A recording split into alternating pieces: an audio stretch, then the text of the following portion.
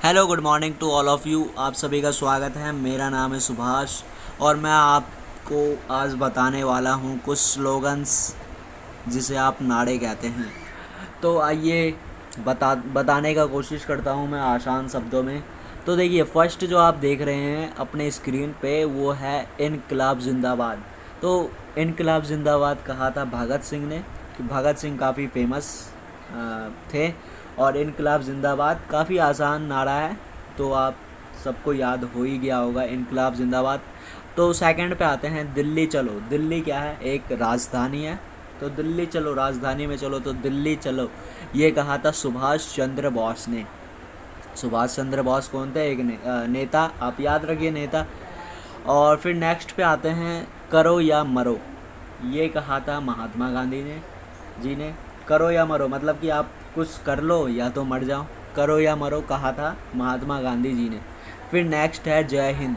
जय हिंद किसी को अगर हम सैल्यूट करते हैं तो जय हिंद कहते हैं, तो जय हिंद भी सुभाष चंद्र बोस जी ने कहा था। अब नेक्स्ट पे आते हैं पूर्ण स्वराज। पूर्ण स्वराज जो है वो जवाहरलाल नेहरू जी ने कहा था कांग्रेस अधिवेशन में। अब नेक्स्ट आते हैं हिंदी, हिंदू, हिंदुस्तान। तीनों हाँ सही है, तो हिंदी, हिंदू, हिंदुस्तान। तो ये एक नारा दिया था भारतेंदु हरीश चंद्र ने। तो आप सभी को जैसा कि पता है भारतेंदु हरीशचंद्र के बारे में, और आप याद रख सकते हैं कि हरीशचंद्र पे पहली फिल्म भी बनी थी, तो आप याद रख सकते हैं। अब नेक्स्ट है वेदों की और लौटो।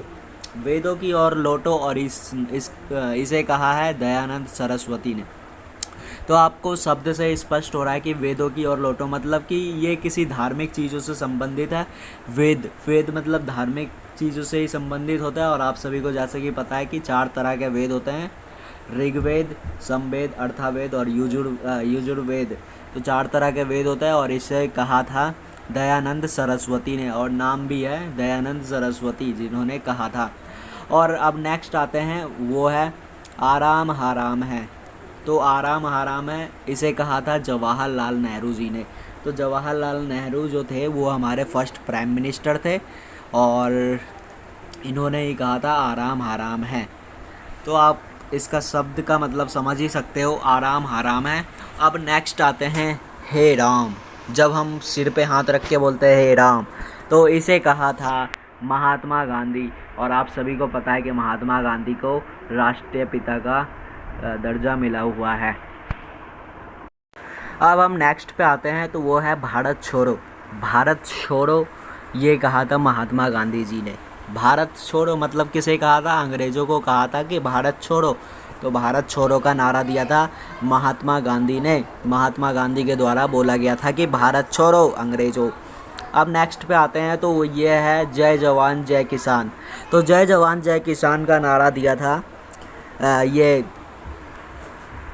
लाल बहादुर शास्त्री जी ने।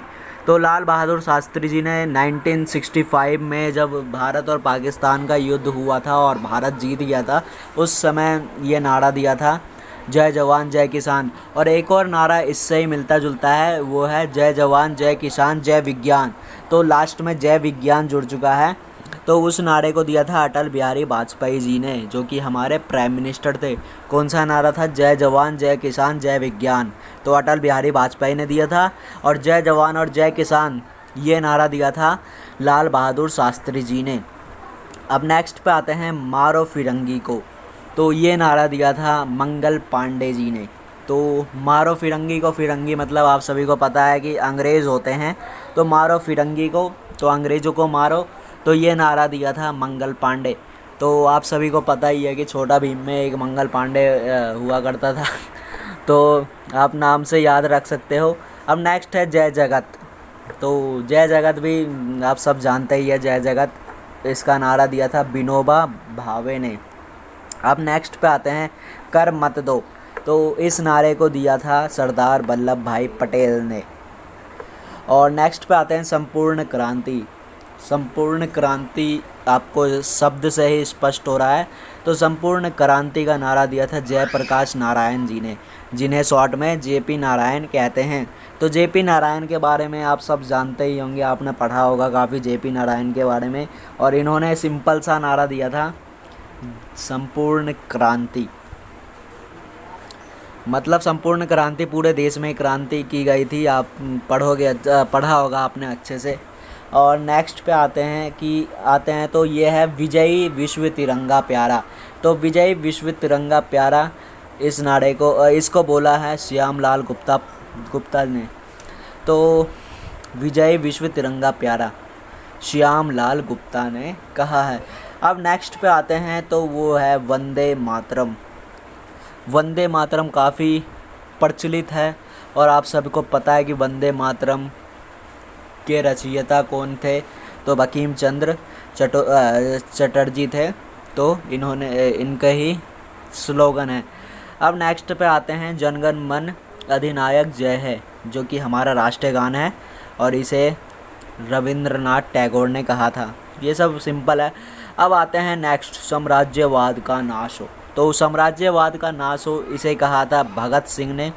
साम्राज्यवाद मतलब अंग्रेज़ों ने जो शासन कर रखा था तो उसका नाश हो, तो इसे भगत सिंह ने कहा था। अब नेक्स्ट है स्वराज हमारा जन्मसिद्ध अधिकार है। तो ये काफ़ी प्रचलित नारा है, काफ़ी प्रचलित स्लोगन है। तो इसे कहा था बाल गंगाधर तिलक। आप याद रखिएगा, लाल बाल पाल, ये नाम याद रखिएगा। तो बाल जो था सेकंड बीच में, तो बाल गंगाधर तिलक जी ने ये नारा दिया था, स्वराज हमारा जन्मसिद्ध अधिकार है।